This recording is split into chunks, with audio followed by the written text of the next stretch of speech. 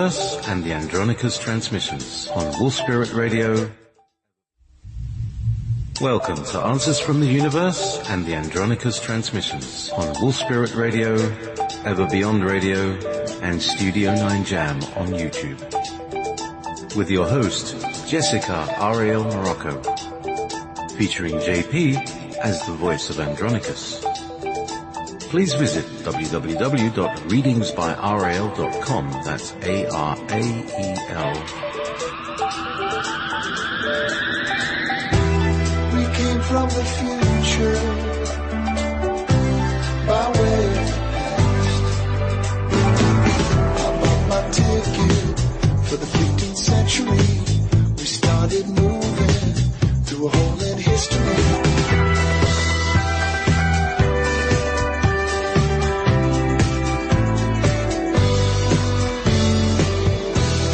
You're listening to Wolf Spirit Radio.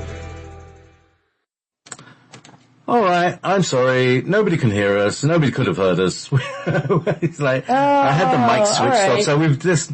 I'm sorry, we just wasted that last conversation.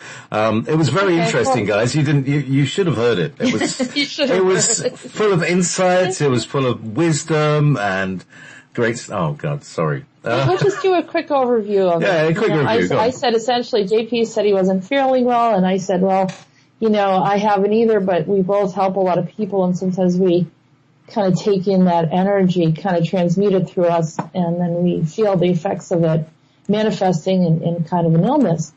And I said, and I talked about how some people believe, a Hindu friend told me that Shiva, the reason why he's blue is because he took on the poison for others.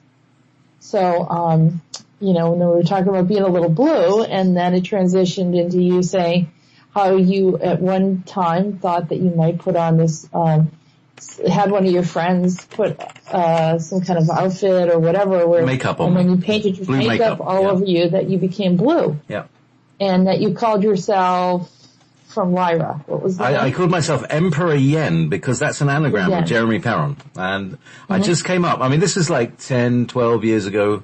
Way before I was into any of this ET stuff. I did have the Pleiades picture with me. That's been with me for about 18 years.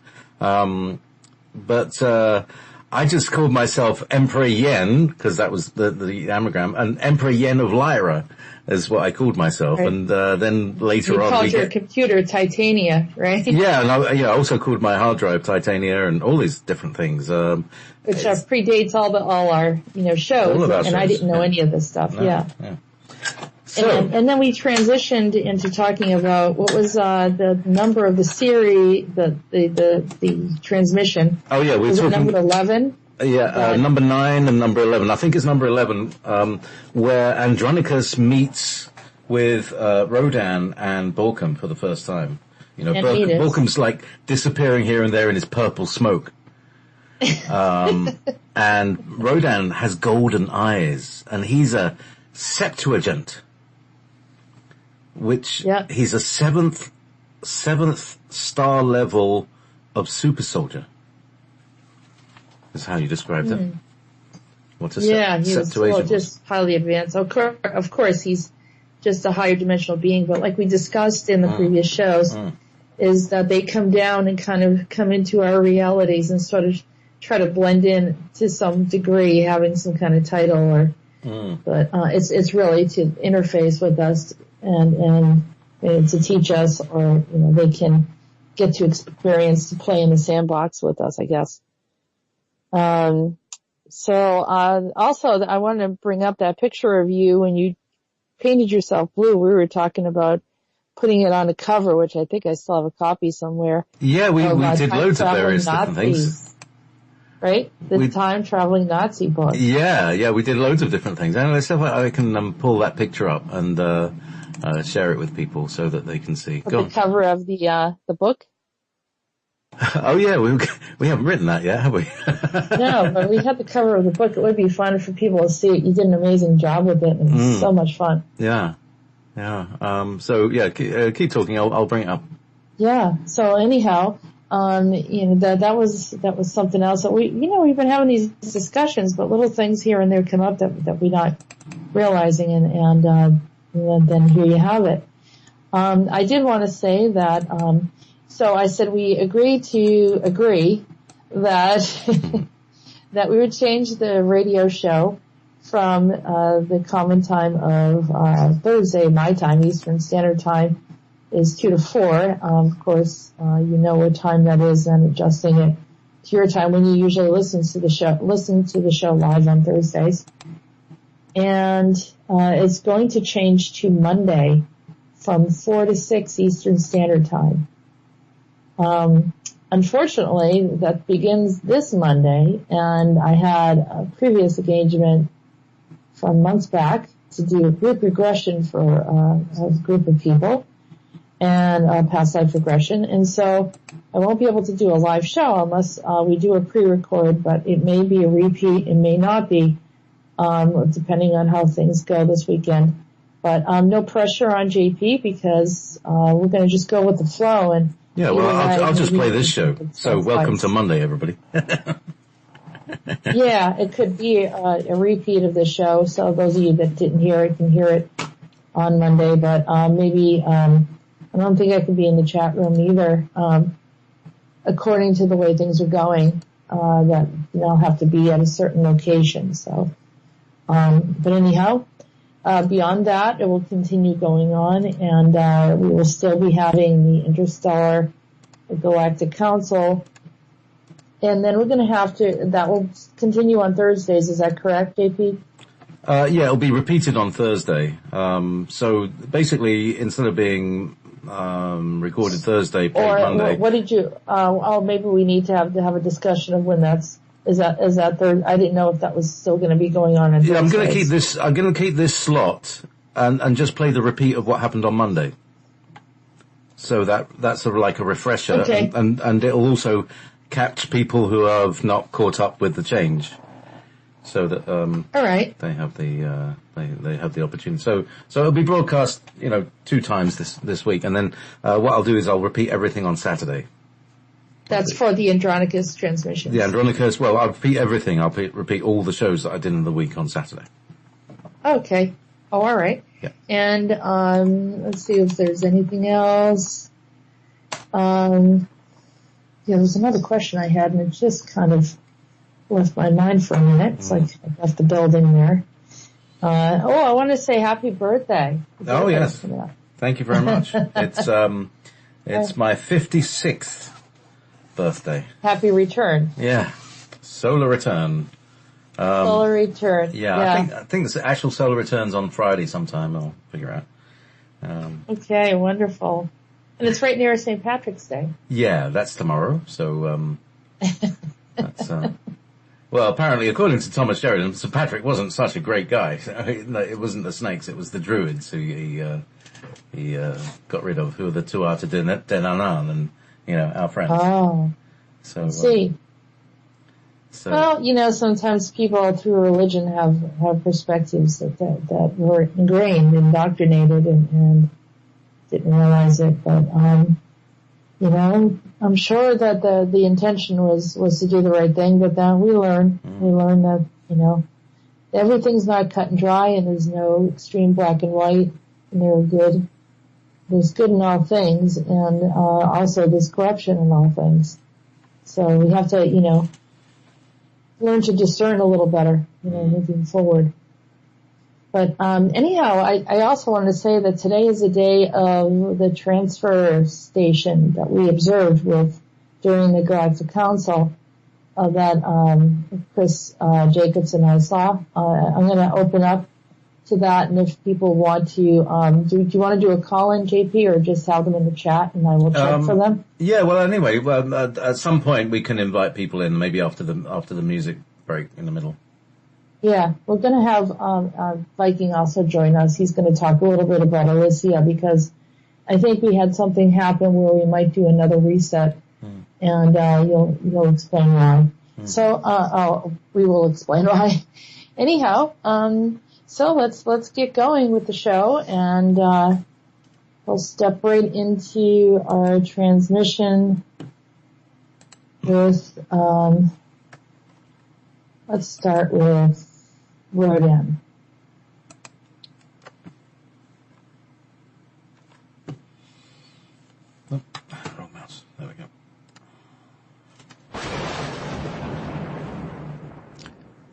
I'm overlooking the vista, watching to see what has occurred during the stay of Andronicus. It appears that things have been corrected from their former status. You see, he's been quite melancholy and distracted. So much has happened that he rarely has a moment to contemplate. He jumps from one reality to the next. 'Tis one experience to the next as he floats through time and space. This is when we worry about him the most, when he's sitting around thinking. It's an emotional time and too cathartic for all of us. He has so many regrets, they are without number. I want you all to learn from this. Immortality has its downside. Many of you would like to remember everything, but this is not always pleasant. To love someone also brings the immensity of the problems of betrayal or loss. Both equally swing the pendulum of hope to a stress point. I've seen many mighty men fall by the pressures of these experiences. The deeper love brought in a mix of turmoil that even the greatest warrior fell humbly to their knees over. Andronicus, a heartfelt soul and full of promise and hope, had chosen not to address the many ills of his experiences. When the relationships ended, he would immediately indulge in another. When death occurred, he would search for someone new.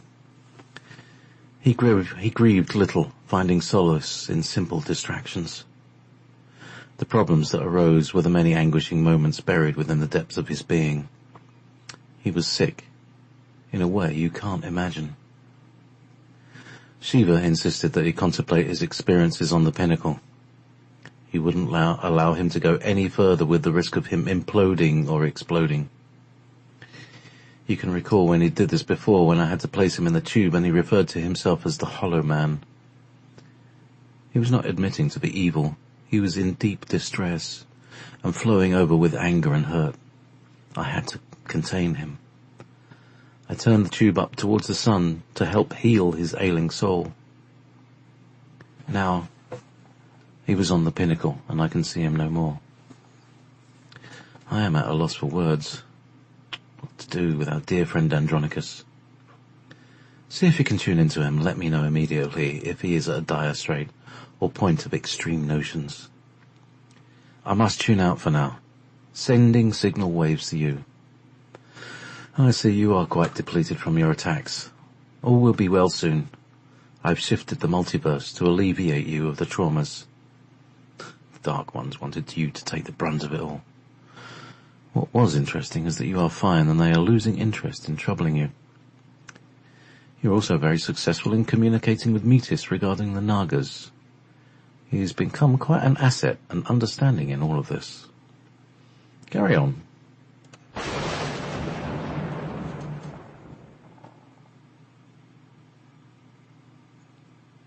Okay, so this is something that we've discussed before about Andronicus having trouble with dealing with his emotions, and it's kind of a reflection of humanity.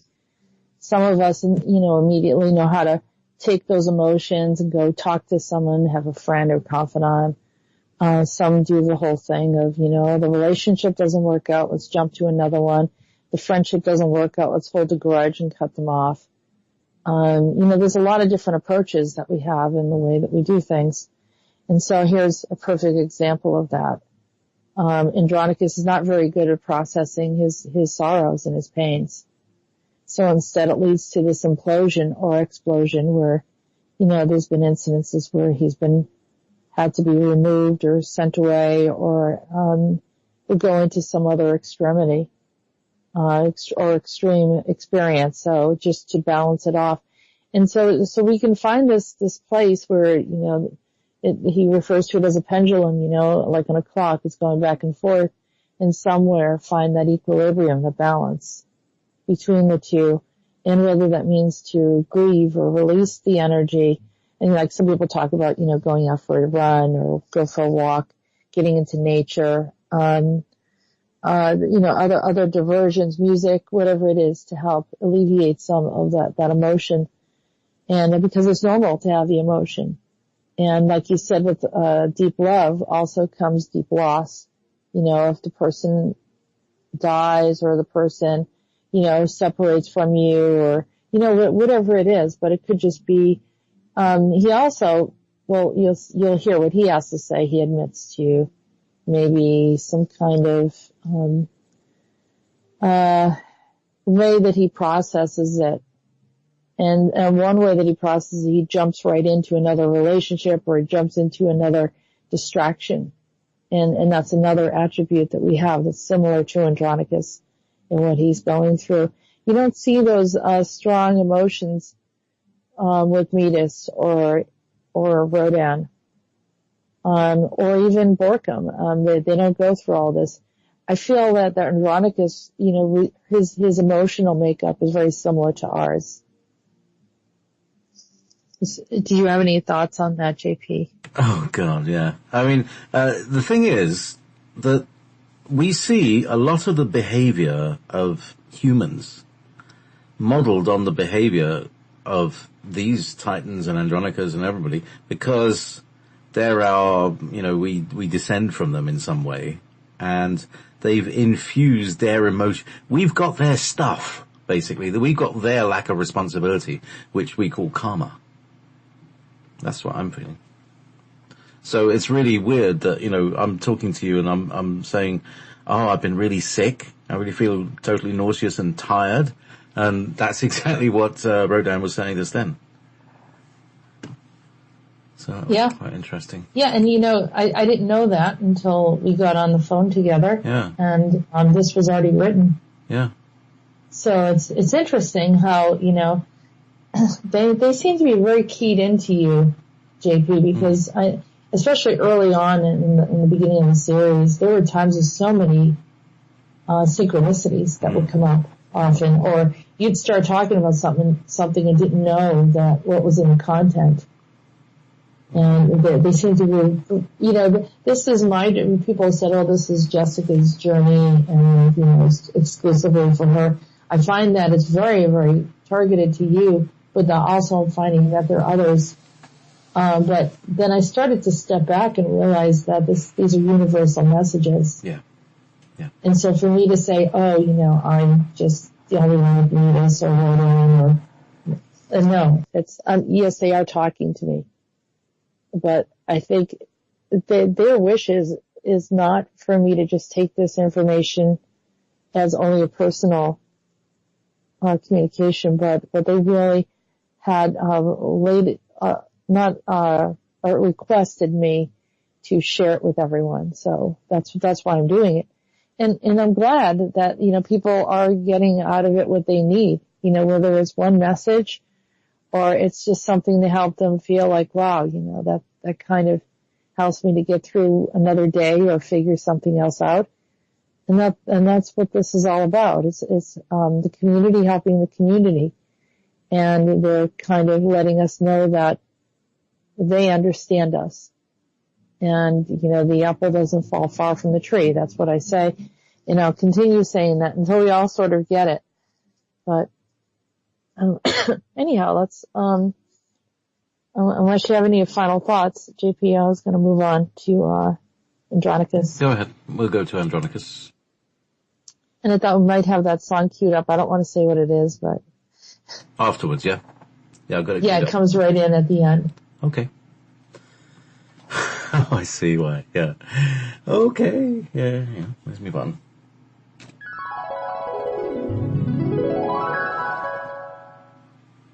Andronicus, hello, how are you? What have you been up to? I'm at a party with Dag. What?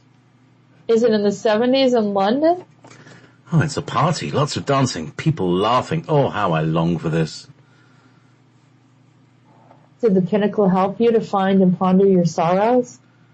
Oh, yeah. I discovered that I pine and grieve over too many things. I find that I don't love the ones that I thought that I loved, or at least I was not fully in love with them all. Most of them were delusions of previous romances, and I just kept carrying them through. The loss of others, I can always find them again, as I have done with you. You know you haven't changed much. We're still friends, aren't we, Suma? I will forever call you Suma. Yes, we are always together as friends, regardless of where or what happens to you. Let's agree on it. Okay, so let it be so. Okay. So tell me, how is Dag doing there? I'm making him famous. He didn't think people would accept him, but they do. I see you're creative, a bit like him. A bit flamboyant at times. You know, I should have been born earlier as a hippie. So I think the freedom, I like the freedom, not necessarily the drugs, but the lifestyle. Community and caring for a cause or purpose seems to resonate with me. I love having a purpose, and even more so, a unified purpose with many involved. You know, music ties it all together. I never realized the extent of usage of tones and melodies could so bring a harmonic event of souls in one room. I spoke to Dag often telepathically and guided him. I did this for Rhodan, since he is one of his sons. Such a shame about Mirren. I do know that she will be healed in time, and will spend much time with Dag in the future. Oh, that is good news. I know he loves his mother, and he has so much to give to everyone.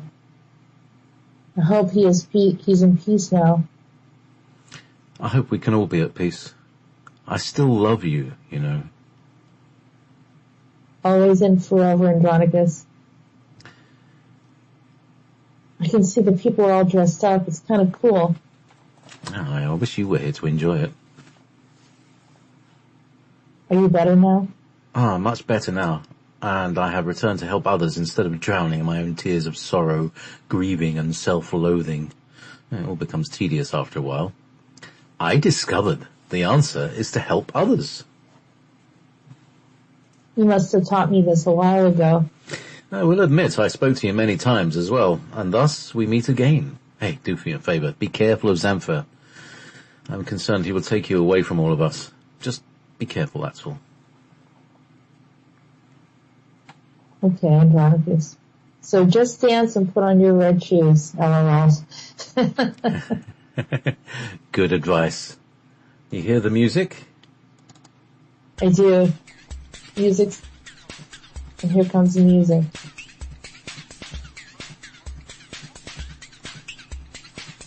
Let's dance, everybody.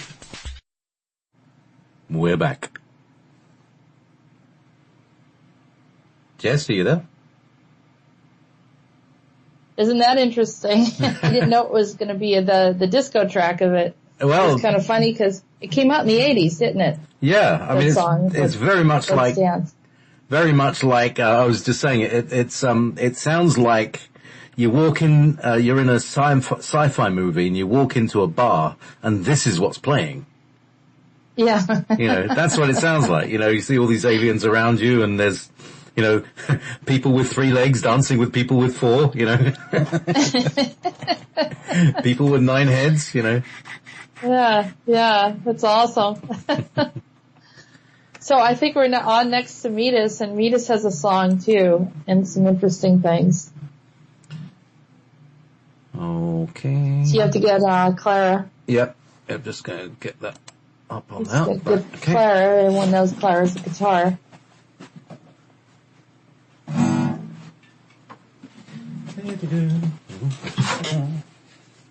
I still haven't found any more efficient way of playing the guitar. There's all sorts of straps and things. Ow. And my beard is now getting so long it gets caught in the guitar strap. So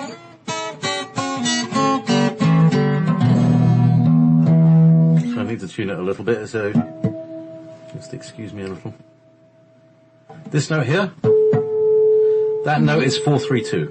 Just for, yeah, everybody can tune it. No,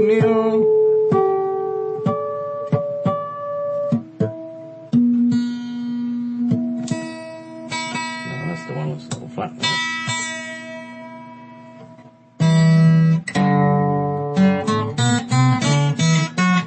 Good. Now to do the birdie bit.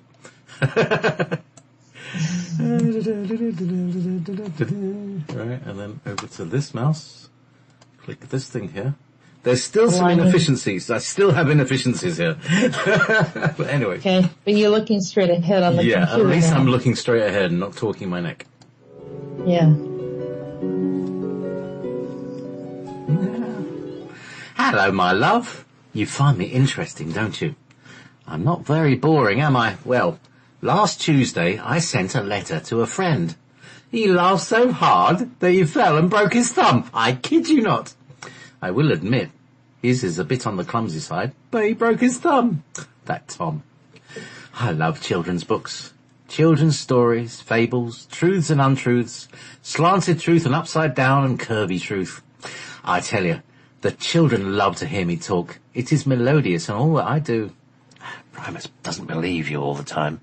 He nods his head and consents, but on the inside he has a literal tug-of-war. He needn't be worried about things so much, or else he will end up like me. What do you mean, Meetis? I have a horrible stomachache. Your friend Cheryl just gave me some fresh milk to ease my stomach. I had a bit too much ale last night. Tell Feather I know she added some gin to it. We danced all night and I got all of you in trouble because you wanted to play and not work. I forget sometimes you have rules here. That's what happens every time I return from my sabbatical with the Fae. They know a good party, I'll tell you. We might drink from the springs of the nectar, but no worries, it is well there. Everyone understands. But when we return, my love, it all changes. The skies look grey and I have to cheer everybody up. You know how tedious this is at times. I thought you might kick in a bit and show them the way. You know how to have fun. The rest do also. I see them looking around as if they need consent. Now, listen, those buggers don't want us to be happy. If they want us to be sorrowful, then they can take more from us. This is what we need to do. Okay, I'm in the shop now. Look at all the wares. One day they will poison. One day their poison will come in. This is the sign of it. What is the sign? Consumerism? Yes, it is just beginning here. It is pressure to buy the best of this or that. Items, that's all that they are. We love items. Dandy items to make us feel better about our appearance. Power items to help us become stronger so we can rule over others, like gold and land. Then there are the foods, the delights and tastes of East India, the spices and the exotic plants that bring illusions and false visions. I know who's behind all this. I'm seeing as it unfolds. It is them. Oh. I see them. The ancient snakes? Not just any snakes. The rogue Nagas. They were created by Shiva, weren't they? Aren't you amongst them? No, not at all. I never rebelled, Shiva. So you're saying they did? Yes, and they come in and contaminate humanity with many of their vices. These vices were for them to indulge in apart from other species. But they were not given consent to misuse their power of encouraging a state of rebellion over many of the higher powers. Being unaware of these things, and in some cases hypnotized into doing their will, has caused many problems in your society. I can see your reality as you see mine now, my love. I see the treacherous behavior that many souls have been compromised in the future because of them. It is a very big problem, I agree. I don't want to be tainted by them either. So tell us all how this happens. I let them through. They are of a kindred spirit, but have gone far away from our original intent. I have left them, and I am at odds with whether or not I should send them away or allow them to sow their wild seeds of darkness. The problem may arise that I am aligned with their efforts to manipulate humanity. If I don't agree with them, then they will retaliate or be worse. The last option is to send them back to containment until a judgment can occur. It's a bit of a betrayal to my own distant kin, but they have broken all the rules. I must decide now before it reaches a point of no return and humanity becomes too entangled with their venomous ways genetically. What a horrible thing that has happened. I see through your eyes, Suma. The pain of it. And they had you backed against the wall. You didn't want to rebel me, did you, Suma? Nor I to you. Very well, it is done. They are gone from you. No more, Black Dahlia, no more. Twice dead once more, but all the venom shall kill you no more.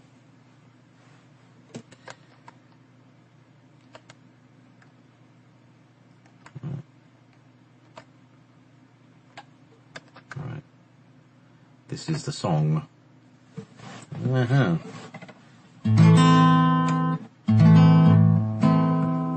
horrible. Sorry.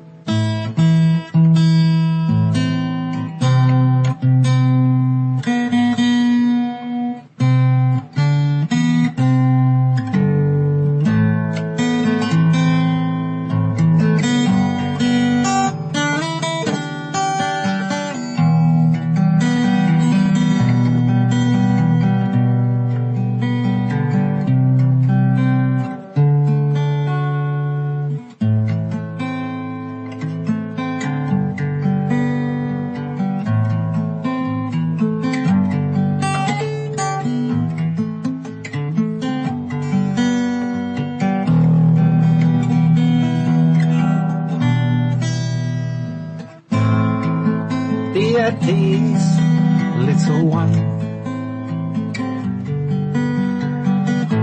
The sacred snakes had stolen your fun. I claim I know all things to you.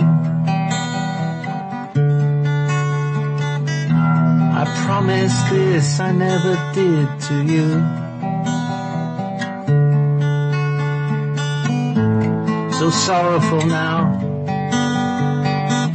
so weepy and sad. I saw what they did, but you stood firm as you said.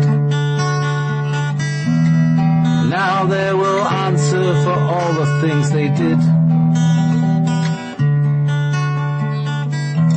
The light has gone out and more sleep for the souls. Poison is gone, and the blackness in the rose. A poisoned tongue sent to hurt everyone. Unfortunately true, a bit related to me and you. No more solemn days, we have taken their rays. Send them back to the sun, so better days have begun.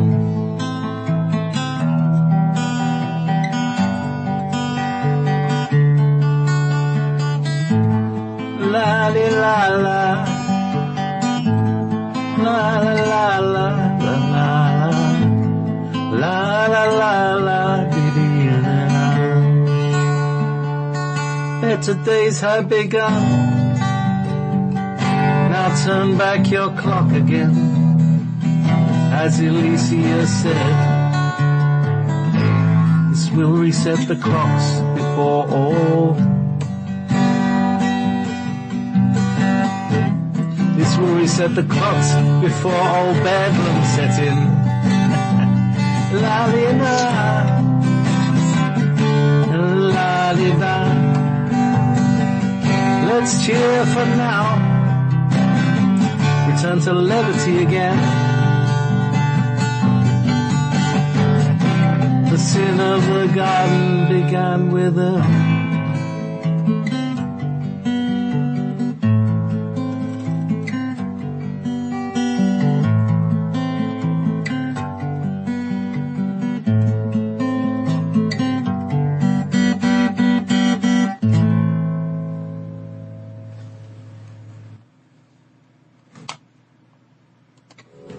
Wonderful.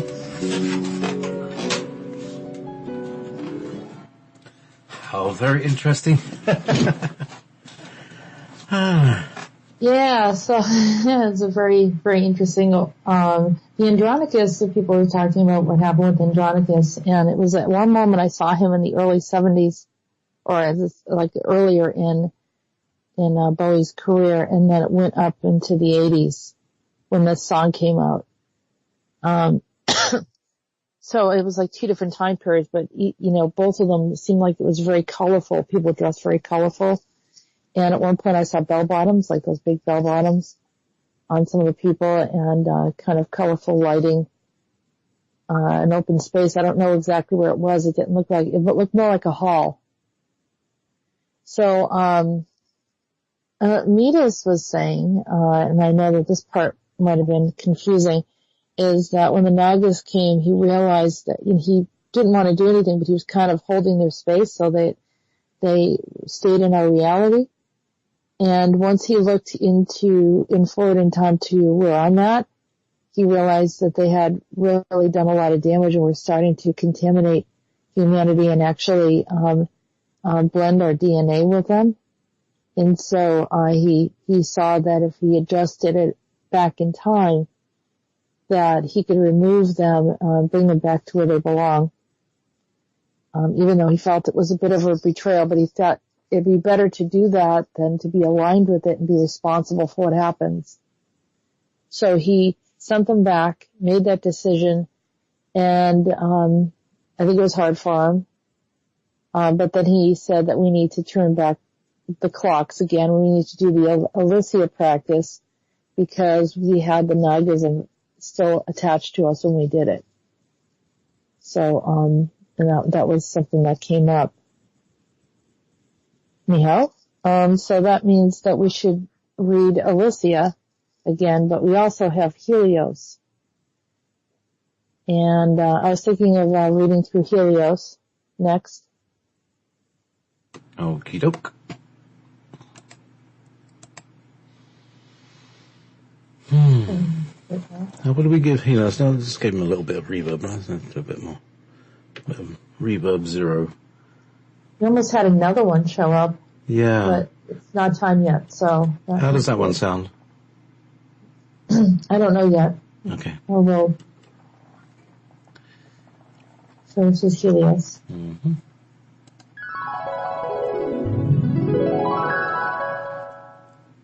I am here, observing and listening to your thoughts and feelings and emotions and concerns.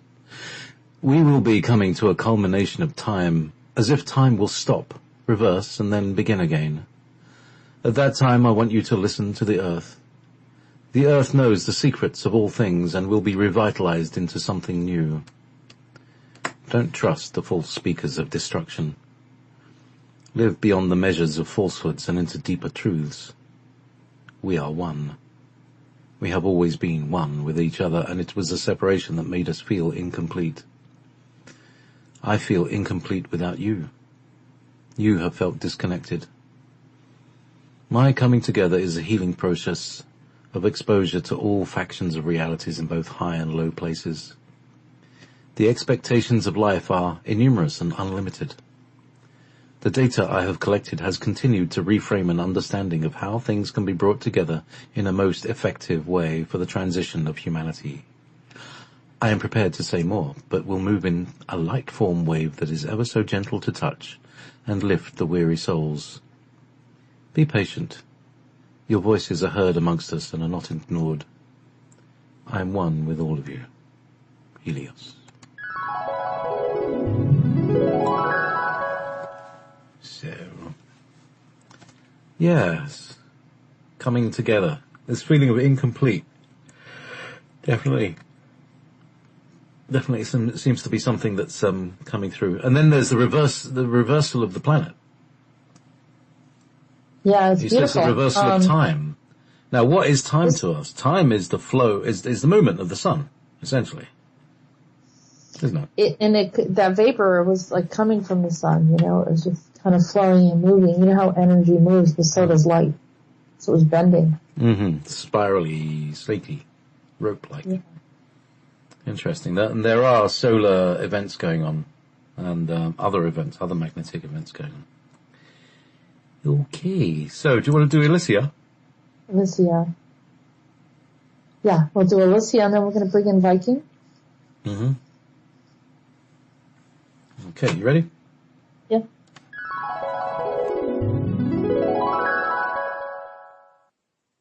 Illysia. Dear ones, I am contacting you to say you are about to turn a corner, shed a new skin, launch into a new era, but many of you are not quite ready to take this next step. The key is to ease into it, don't have preconceived notions, and allow yourself the time to experience all aspects of it. The many challenges are your learning platform, your space to test the waters, your dimensional testing of the waters. Now tell me, when all things are said and done, wasn't this well worth it? There is a sense of freedom up ahead. It is a freedom you have not experienced up until this time. We want you to know you are loved, and we have been waiting for you. You are the ones that you have been waiting for. It is your success. You're ascending to the higher thread of being. It is a thin and narrow, but vast. The terms are incomprehensible and not readily available for description within your vocabulary. Here is the user guide to help you better acclimate your knowing. Number 1. Set the internal clock back 2 notches. Number 2. Allow it to resync within you for a few days. Number 3. Then reset your internal clock once again. At this juncture, you will notice that the hands on the clock have a bit of play on it and are less rigid. Number 4. Allow any uninvited guests, parasites, amoebas, entities, corrupted molecules to be removed. It will appear as a suction or a vacuum effect. There now. Isn't this a clever practice, and how wonderfully clean you will feel?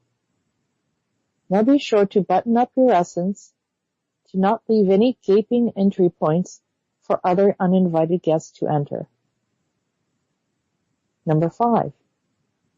Now, the process of mending one's attributes is next. There is a tactile object that will assist you to correct any broken elements of your essence. It may appear as a wand, but it is a metal alloy that is comprised of healing energetics to correct your broken pieces. Not to worry, we will be on it straight away. Wave the metallic wand by your throat, your larynx area, then down by your solar plexus. Allow the tactile object to merge into your essence and release it to find membranes, broken strands of DNA, electrons, and other mechanical functions within your system that will easily be repaired. Now place your hand over your solar plexus and you will get the impression of the wand being returned back into your hand. Then release it back up to your higher self for future maintenance features. Please follow instructions carefully. Wait 2 days before embarking upon the second process. This will clear and correct any problems within your etheric essence. This does not imply you are robotic, but all living things are set upon functions and features. Well, there have you, a plenteous, abundant, self-brimming with wholeness and wellness. And I'm so pleased with all of you. Farewell for now. And until the next adjustments are ready, please maintain your etheric body and be mindful of it. It is more crucial and valuable than your body vessel, or as you say, your body. Delight, virtue, bounteous and plenteous shall arise and adorn you. The Stargate 12 is now closed. Illysia.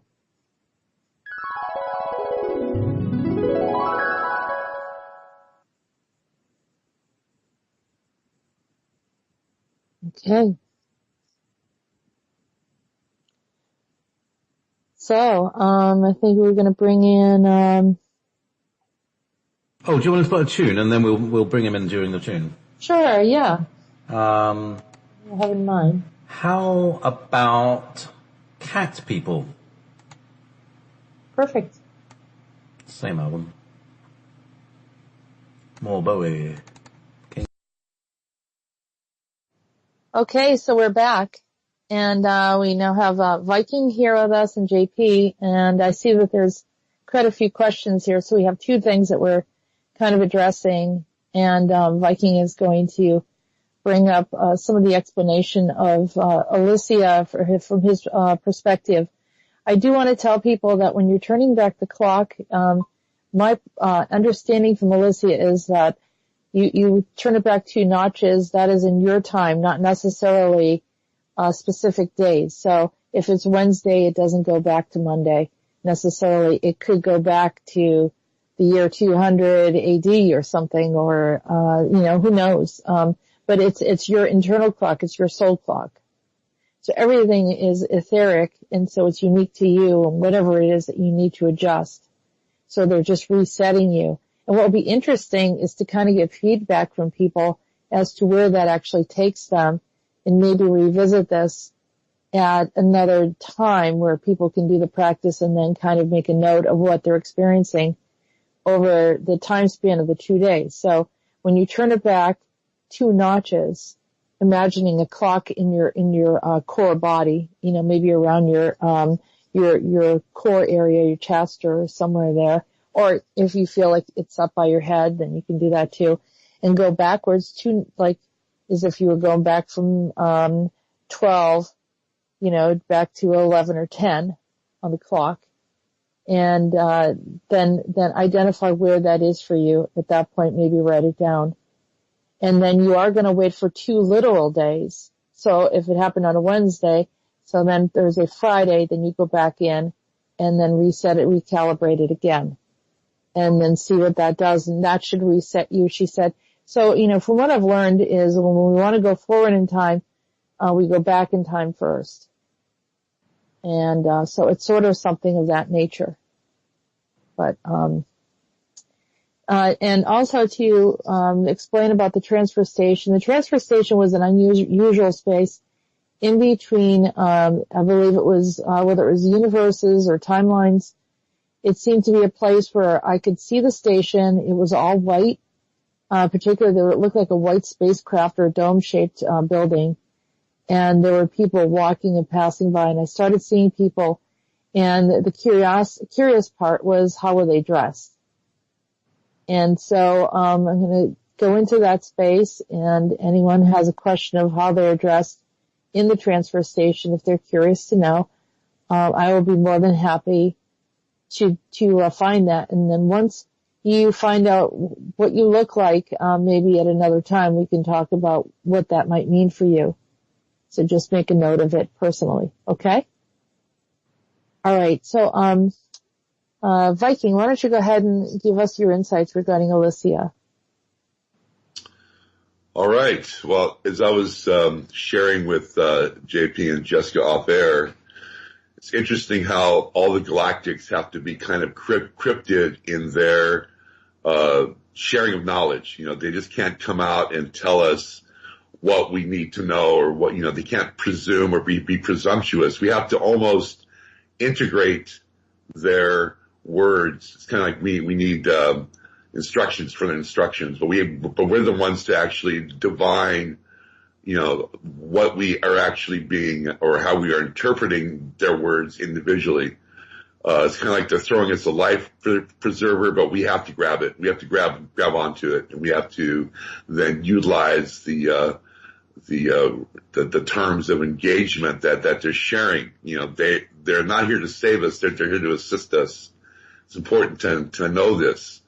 So my understanding, and I've been kind of trying to really delve into this, because it is very broad.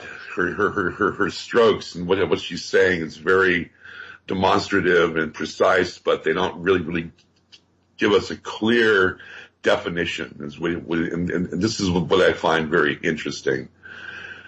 She's very clear that we need to find the contrast and the separation of the contrast in order to to awaken to our truer sense of self. She's very clear that we need to find this element of true essence. And as we start to quantify our density shift, we are on the precipice here, as she's pointing out. We're on the precipice of a new dawning or awakening of self. Now, as far as turning back the clocks, I have a totally different take, because when you refer to clocks as time, I look at it as 3D, as being a construct. When we engage ourselves in life in a finite state, it becomes time. And as we move forward into this kind of 4D and 5D or density, we're literally segregating ourselves out of this entanglement and attachments and programmings and all the stuff that we've gone over. This paradigm of pain and suffering creates time. So by separating ourselves into a different paradigm or understanding of who we are literally disengaging. Okay, we're disengaging, we're pulling back. So pulling back to me is dialing the clock back. We're dialing it back into our perceptual and understanding of who we are. We're dialing it back beyond time. We're disengaging from time to non-time. And what happens then, as we start to find ourselves, as she points out, engage in nature, engage in the true aspects of what this planet is all about. And then finding ourselves, now I think the second step here is then finding ourselves in this interpretation of life that's not involving this horrific standards that we have been programmed to. And in doing so, we start to then find this pilgrimage, this 2-day essence of understanding and coming to terms and trying to really engage, because what's happening here is we're all stuck. We're stuck in this kind of status quo, this rut that we have been subjugated to. We have to work. We've gotten ourselves dug deeper than a Georgia tick in society. And how do we then, with all these obligations, find any kind of reality, any sense of self, any sense of true being? How do we really start to engage our fantasies? Well, I feel that the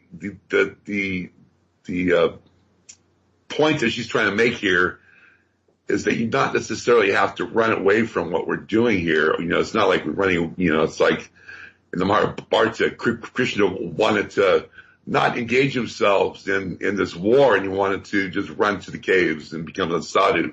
Well, that's not the answer here. The answer here is to stay engaged, but to find that tool where we can resolve ourselves in a practice or a meditation. We all have different temperaments. There are many yogas out there, but to find a point in time in yourself where you can disengage from your scripted reality into a non-time, and be able to dial the clock back into your true sense of self and to really engage in these fundamentals of nature, and then finding yourself in your passion and finding yourself in your vision will then manifest yourself in this higher realm. I have been absolutely bombarded with my corporation and 23 employees, and it keeps me on a grind. But my practice is sharing my knowledge, jnana yoga, sharing. And this is what Andronicus had pointed out. He's found his salvation in being able to share what he has come to understand and to see as being his truth. And this is my truth. And this is where we all have to come to find our authentic being and being able to interpret our truth in life, interpret our true essence in life. So that when we move forward into this new awakening, this new paradigm, as she pointed out, there are no words. There is no way that we can fundamentally at this point in time script it. We have to prepare ourselves as we engage into this new paradigm. We have to rid ourselves of these false notions of time, so we can then find our sense of being in this, ratcheting it back, into our true sense of self, that we can then meld into it seamlessly into this new fabric of non-time reality. Anyway, that's as far as I got, and it's pretty interesting actually, but it does really involve a practice.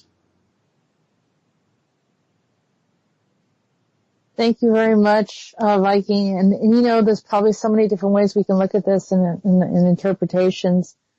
But I appreciate your perspective. It always helps to shed more light on it and for people to grasp some of these things. They have to look at it from different perspectives and then take it in a way that they can make it useful for their life and to assist them in the process. What would happen if we don't do it? Probably stay the same as we are. This is probably going to help us to reset ourselves in alignment with where we were supposed to be when we came here. And undoubtedly a lot of that was altered because of, the negative aspects influencing and controlling our experience. So, creating a lot of blocks and interferences with what our original paths were, forcing us to be in professions that we didn't intend to be in. So we're not in our full truth. So it's trying to bring us back into a form of personal alignment. And if we have personal alignment, then we can collectively work, become more free and liberated from the current systems.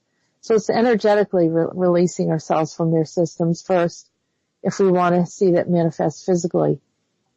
I started doing some of the station here, and what was interesting is when Vanessa asked me what she looked like, and I said that and this is the transfer station. I could see her in an outfit from the mid-1800s in France, wearing a bonnet with a long dress. And it looked sort of like a satin burgundy flowing rough, but it was a ruffly cotton underskirt, an umbrella, for the sun. It was a sun umbrella and, a bonnet, or a type of a hat. And I noticed that she was barefoot walking with a poodle, and she said, of course, carrying her own shoes, walking in a park. It felt very French. It felt very, like Cézanne. Barefoot, Vanessa said, is not unusual, and she also owns a poodle right now, or a hybrid poodle. And Saffron asked me what she looked like, and I hope everyone is okay with me reading this out loud. I said I could see her as a female going into the future, actually, wearing a military outfit, an army green color, pants are rolled up a bit with black boots. The boots are kind of high, and her hair is light brown, cut to the shoulder. It looks like, and she's also wearing a green hat.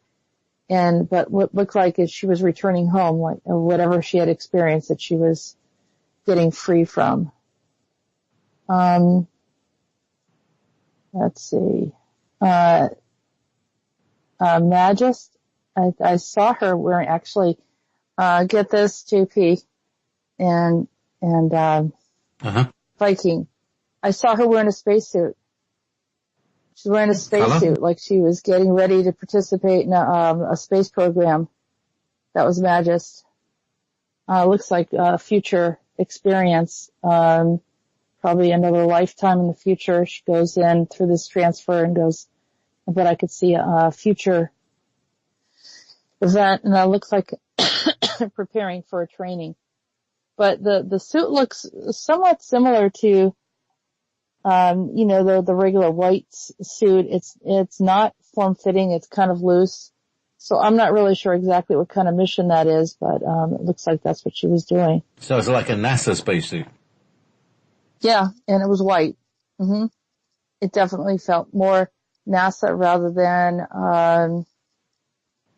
Russian. So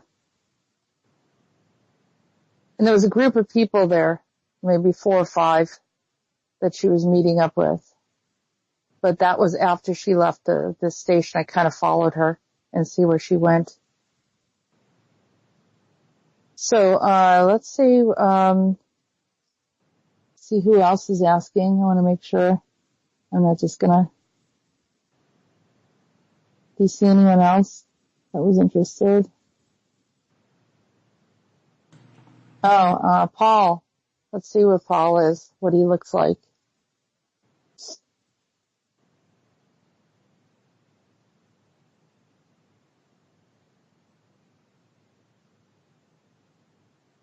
Paul was wearing some kind of tunic. It looked like he was amongst some something in India, but it looks like in the past.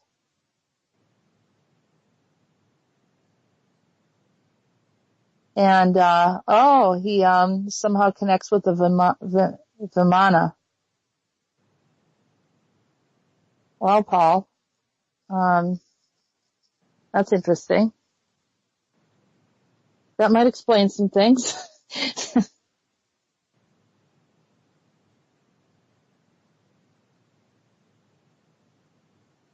It looks like, you're in, India, trying to see the time period where it brings you.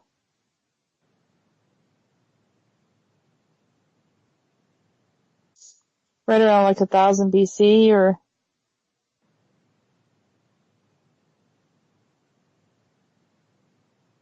you must have been a visitor here. That's interesting. I'm not really sure where you came from or how you got there and what you were doing, but it looked like you were accessing a Vimana. Can everyone hear me? Hello? Loud and clear. Okay, good. Yeah, you're good. Sorry, I was in the kitchen. I'm lighting the stove. Okay. No, Paul, I don't think you're in the secret space program. I think this was, maybe from maybe the Vegas. Maybe you came in through the Vegas and then, decided to come into, on Earth, and you were looking for one of the Vimanas to bring them back, or had a knowledge of them. That's for sure. Saffron, yes, in the future, I see that you were involved in some kind of military, but you end up getting home safely. So that was the part where I saw you were returning safely home. Okay, so Rose Violet, let me see. Just looking, walking through the station. Now this could, it's one of those things where I could go to the station and I could see you today and this experience, and you can think about it and experience it a little bit, and then I can return there and you could look different.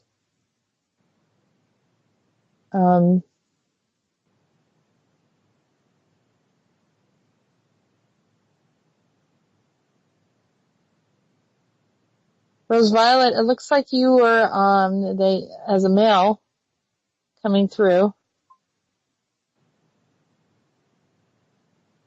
It looked like you were going, to Holland to, have a farm. And, it looks like it's very beautiful. And you're very, very excited because you're getting your land, and I think your friends that you talk about all the time are there with you. I think, that's probably your family. So, and I see you wearing, a pair of pants. It's funny because your pants are rolled up too, but, for a different reason, it's almost just, looks like I could see a little bit of the water rising up to about your ankles. So it must have been a little bit of flooding. So, that's what I'm seeing right now. But it looks like some of the people you care about are there with you. Very important lifetime for you because, everything's in sync with your family.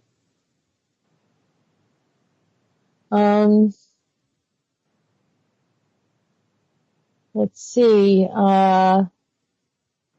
Alcyone, seventh sister.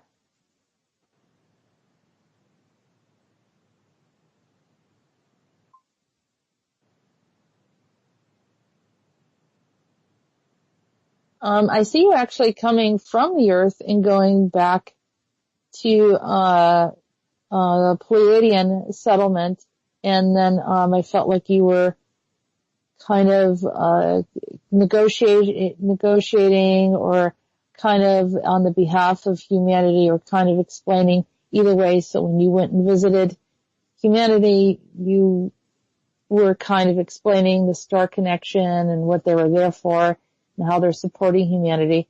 And when you went back up to, the Pleiades, or whether it was Pleiades or Lyra, then you would also kind of explain about how important, the progress of humanity was. And so in both ways, you were kind of, just sharing your insights and your experiences. And I see that you've done this on various timelines. So that's wonderful. So there's no, none of these are good or bad. It's just, it's part of an experience, and, very, very, interesting. Ray, let's see what I see for Ray.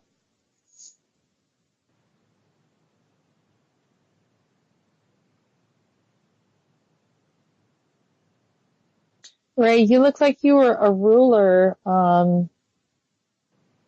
in Cuba before Castro, before it became communist, and that you were loved and it was peaceful. This is before there was a lot of turmoil there. I see you sort of less of a uniform, kind of just more dressed up, and like I say, very, very likable. You like music, and the people were very nice in the group. It was very friendly, and kind of created the environment that's in Cuba now. It's this beautiful, it's very artsy, it's very musical, and people are very creative, and you brought that energy in very strongly. But it was both, and then Castro still allowed it to stay, but I don't know how many generations you were before Castro, but it felt like there was no, it just felt more a balanced energy. It seems very nice. Okay. See if I missed anyone. Was I there? Okay. Or am I in Jupiter then? Let's see if that's a good thing, because I should be doing you in Viking as well, shouldn't I? I want to make sure. If you like, only if you decide to. Absolutely. Let me take a look at Sharon first. Oh yeah, and then there's also poetic.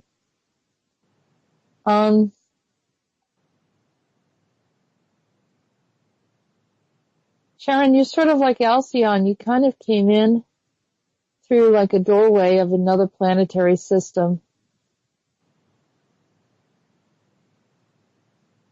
Looks like it's beyond Orion. And here also, kind of, I won't say an ambassador, but to try to, blend in with the society and support everything that's going on. They ended up bringing you to Poland during World War II to help the people be at peace, and you kind of carried an energy and tried to heal the people. You actually tried to protect them, but were not able to do so because your energy was shifted when you entered into the planet. And I feel like there was some deeper sorrows of feeling like you weren't able to help, and to not feel bad about that. It was just part of the experience. And when you enter into the Earth area, the laws change. So what you're able to do galactically is one thing, but when you come in, you have to go under another set of rules. So it's really no one's fault. And I think sometimes starseeds have a problem with this, and they sometimes become angry or frustrated or just very sad. And so some of that could be in your subconscious. Maybe they're trying to lift that out of you and help you to deal with it. But you're here sort of doing the same thing. Some little star seeds are here still doing their work and holding the space for us and supporting us. So we thank you for that. Okay, so JP.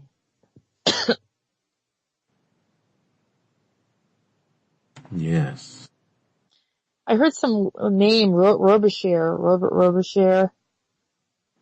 I'm not sure if that's a name or location.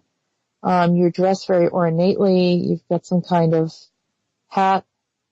It feels could like it be it's from a Robespierre? civilization. It could be. I don't know what it means, but it was, there's a word. I think you came back as that, but I think this predates that. This is another civilization that we don't have a history of. And I don't know if it happened on this planet or another planet. I'm trying to see, but then you came back as Robespierre. Yeah. Who was that anyhow? The names. I have no idea. The names, you said that word and it sounded like Robespierre, so I have no idea. Yeah. What does it mean? Pierre is stone or rock. It's a place name, I think. I'll check it out. Give me a second. Yeah, I think it's actually a person in history. Robespierre. But, the way I heard it, Robichaud. So your name, and you just then kind of reintegrated the name again so that you would, collect the same people, the same soul group. All right. So, Maximilian I've seen you wearing a crown. The crown. All right. Yeah, you wearing it like, not a crown, but like definitely something on your head showing that you were, someone of status, and you're wearing some kind of, it's not fully a tunic. It doesn't have, it's not closed on the sides. It's almost like, I want to say a smock, or I don't know what they call that. And you can put it over the head. All right. And, it's kind of open on the sides. It kind of flaps over and back in the front. Oh, so like a thin poncho sort of thing. Maximilien Francois-Marie Isidore de Robespierre was a French lawyer and politician. He was one of the best known and most influential figures associated with the French Revolution and the Reign of Terror. Okay. Wow. Yeah. So maybe you were 1758 to 17. What year? 15? 1758. Or 1758. So that you came back to correct a wrong. So whatever destroyed the civilization before came back, and the same players. So that was the French Revolution was Marie Antoinette and everything that happened there. So you had to resolve that. This other civilization, there's absolutely no history of it. It's almost like it came and it went. I don't know if it was pre-flood. All right. He sent thousands of people to their death under the guillotine. The French, for the most part, dislike his memory still more. No national monument, though many of the revolutionaries have had statues raised to them. Still considered beyond the pale. Only one rather shabby metro station in a poorer suburb of Paris bears his name. That's where I remember it from. Yeah. There's the metro station. There's here only all that's left is station. a shabby metro station in a poor suburb of Paris. Yeah.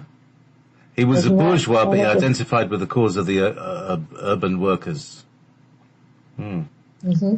So, yeah, broad eyes. Interesting, huh? Brown eyes, green eyes, I think. Yeah. Yeah, well, prior to that, there was, it was probably, what I'm looking at is two, species, alien species that came in and, had an experience here on the pre-Adamic, experience on the planet, before a flood. We had a couple different floods, but one of the floods, first or second. Oh, hanging out with the pre-Adamites in Antarctica, huh? I don't think it was Antarctica. It feels more like, the Middle East somewhere. So they have layers of civilizations there. And, maybe that's what made them decide to have that, some of the earlier civilizations, they were sort of dug in and kept returning. But, you went there, and this other species, you were from, let me see where, oh,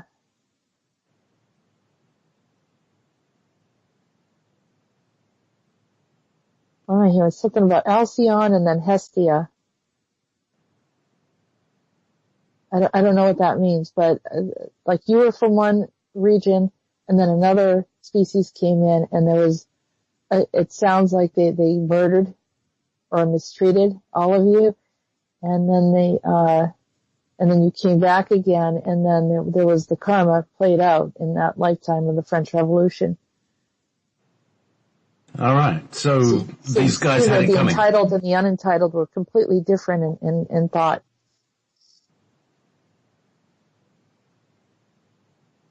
So the whole guillotining thing was actually these other beings that had done something bad earlier. Yes. Yes. So they had it coming. That's exactly what I'm seeing right now. All right. Mm-hmm. Interesting. Yeah. And another layer of stuff that you can release. And the resolve of karma. Mm-hmm. So is the karma resolved on that? Yes. Good. Yeah, especially you knowing it, you can just sort of lift it and let it go. Because I have a feeling you're going to be encountering some of these people. Some of these people were I can explain to you later, but some of these people are the people that were caught up in this corporate system that are going to kind of step away from it, and they're learning. They're trying to learn. So some part of that, or part of this cabal system. All right. So the people in the corporate world. So the members of the cabal corporate world who want to go back to the light, yeah, Yes. help them re-educate them. Yeah, that looks like the next phase of what they're asking you to do in the future, is those people are going to start coming up, and at first it's going to be edgy for you, a little hard, and then in time you start wrapping your head around the way that they're thinking, and help them through the door of reforming their thinking back into its normal state. All right, no pressure then. Well, obviously you're equipped to do it, and I think you didn't use your resolve. That was sort of a reaction, and who is what, you belong here, we belong there, and there was ample room for both of you to be here, but for some reason it created a very, very dangerous conflict. Okay. Let's see. Viking. Merci beaucoup. Viking, I saw you as a Viking before. Let me see if I see you as a Viking again coming through. So are these transfer stations, are these like unresolved parts of us that need to be reintegrated, or from stuff? So these are from collapsing timelines that never got integrated? Is that? It could be a combination that the timelines will still exist, and it's just that this is a place where maybe you had some kind of experience that left a part of you still there, and so we're just going to gather that part, just taking a deep breath and allow that essence of yourself to return. This will help you feel more whole. But actually, Viking, I'm seeing you as a Titan coming through, and I see you with Thor walking through there instead of the Vikings, more with the Titans. And you're coming through, and you're a lot bigger than everyone else, of course. But you both look like you're on a mission. I heard Sundry Affairs, Sundry, S-U-N-D-R-Y, Sundry Affairs, off to, it looks like, Iceland, Greenland area. Some buried vessels, some other things. I'm seeing some ships. Of course, they change your scale, your size. And you're sort of there, but kind of giving advice, and showing up and then disappearing.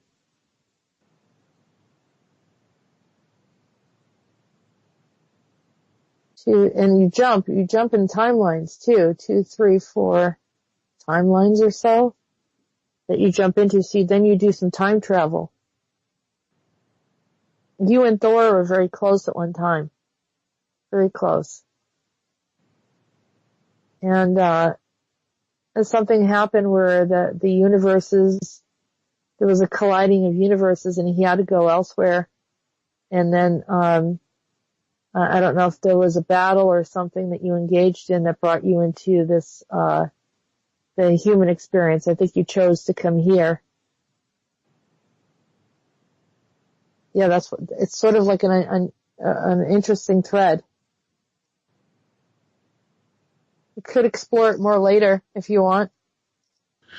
Yeah, it's kind of like what Andronicus was pointing out today, where you just kind of get lost in humanity's pain and suffering, and also their joy and elation. It is an amazing orchestra of interpretations when we start to express through the multiverse of this planet.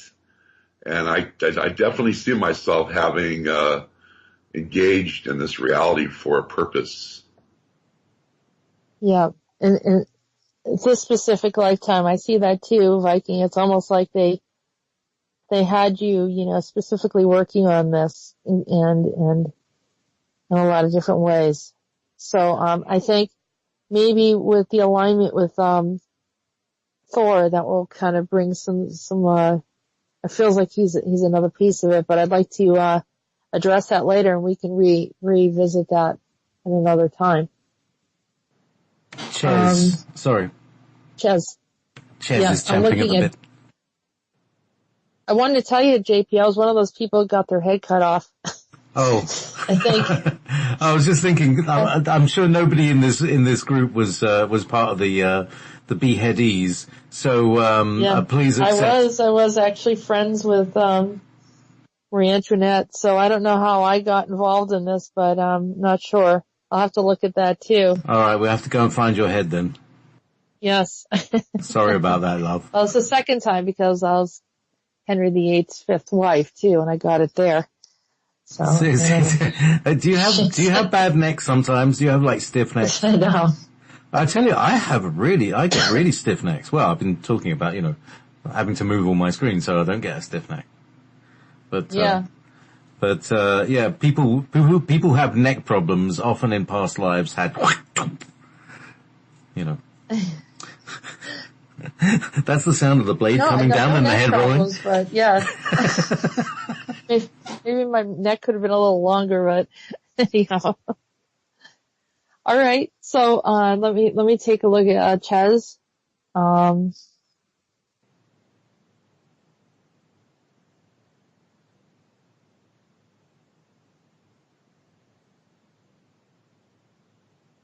I see her in front of a typewriter.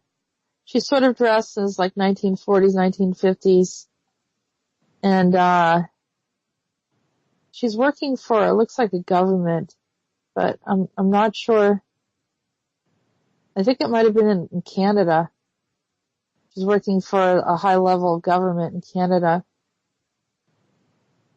And, probably, had access to a lot of different information. I think that's where she, had intrigue with extraterrestrials and other types of activity. And she heard about things about that, I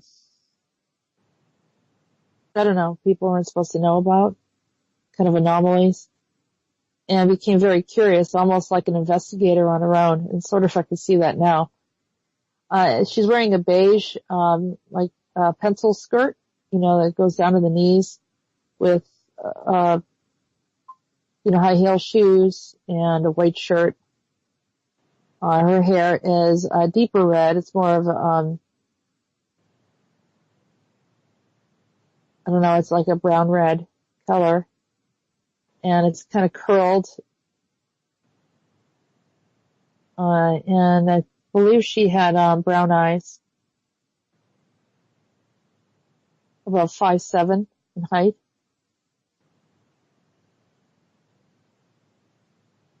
And had an interesting relationship with whoever was in charge of the country at that time. I'll just leave it at that. Sorry, Ches. Not again. I know. Okay, who's next? All right, we got Aziwishi and Buzzmac.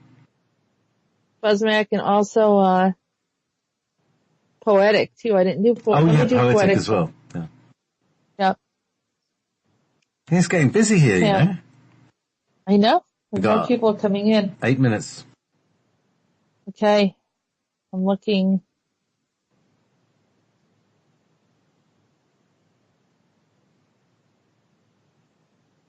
Poetic, you were a hippie. You can see you and you're playing like a banjo. You got striped pants.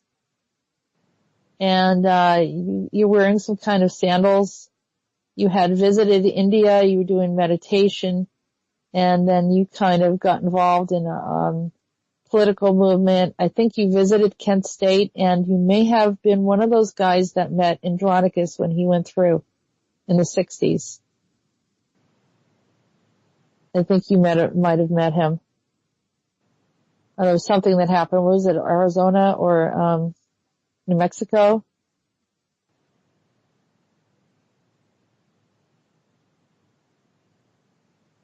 And I feel like there was a nice connection that you had, and I think he kind of gave you some advice.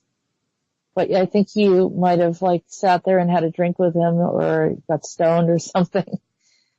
I don't know. It's very interesting.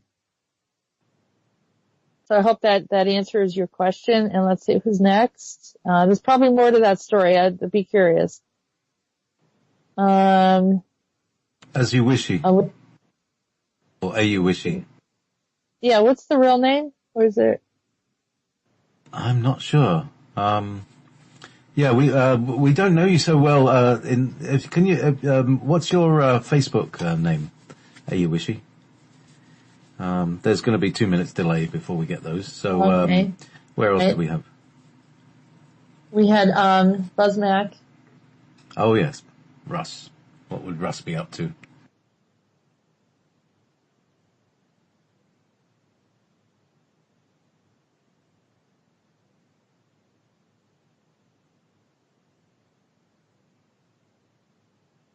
Buzzmac, you're heading into it's almost like he looks like over a police group in the future. And they're trying to move you out of that future event. It looks like almost like a police state. And you're having to make decisions and they're really hard. You don't like your role. Someone put you in that role and, you wish you hadn't been. And they're trying to break you out of that reality. It's a timeline that doesn't have to be, and they're trying to move that timeline out. But it's also a timeline where, we get heavily into transhumanism and just having you try to be mindful of that doesn't have to be your reality, but that maybe in somewhere that you're holding on to that reality. So but that's where they had you headed. There is another possibility that you become a scientist in another reality where it looks very natural and people are working with how to grow plants organically, naturally, and effectively. It looks like hydroponics and all sorts of different things there. So anyhow, so that's what I saw. And as I said, any of you can talk to me later if you want to get in more depth conversation. Okay, Christina.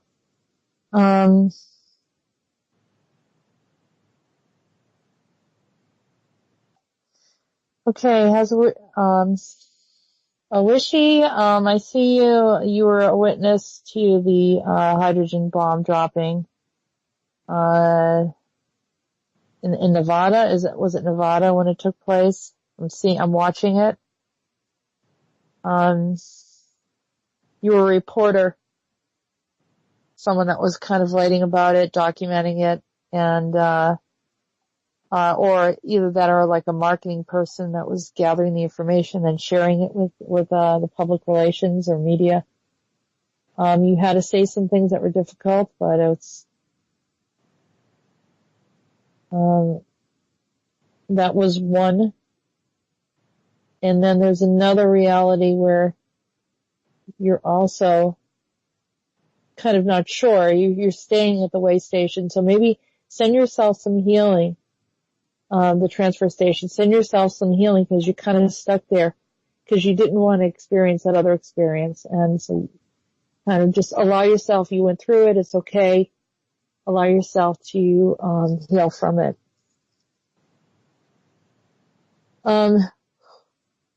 Who's next? Who's left before we have to go? You don't want to miss anyone. Buzzmax, As You Wishy, Paul, we've done Paul. You did Paul? Yes. Buzzmac.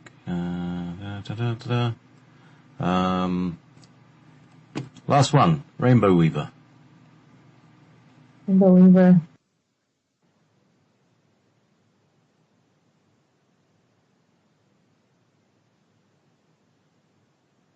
Rainbow Weaver, you went through the famine, not the famine in Ireland, suffered a lot of trauma. And I see you with a wheelbarrow, as a male. You have your pants rolled up. I don't know what it is with the pants rolled up today. I've not seen so many people. That same signature maybe showing like a similar thread or a soul group from another time where that was a common style of dress. But I'm seeing you just like, also injured from that timeline and struggling with it, and left a piece of yourself also in the transfer station. And when you heal yourself, a good part of Ireland will also heal from some of that. You have some really good energy and off-world starseed energy as well. I see some Lyran connection also. So you came here also to help and to bring in the aspects of growing and planting. And they didn't listen to you. I think you had some good advice and you wanted to do something different, but people were nervous to change, and so they weren't ready for you. But this time around they will be. Just allow yourself to be healed. Okay. Thank you. We better get going. Yes, and we'll do this again sometime if you're interested. So, as I said, Mondays the show starts 4 to 6 Eastern Standard Time. Thank you so much. We'll see you next week. And may or may not be a live show, but the following Monday we will. Have a great day.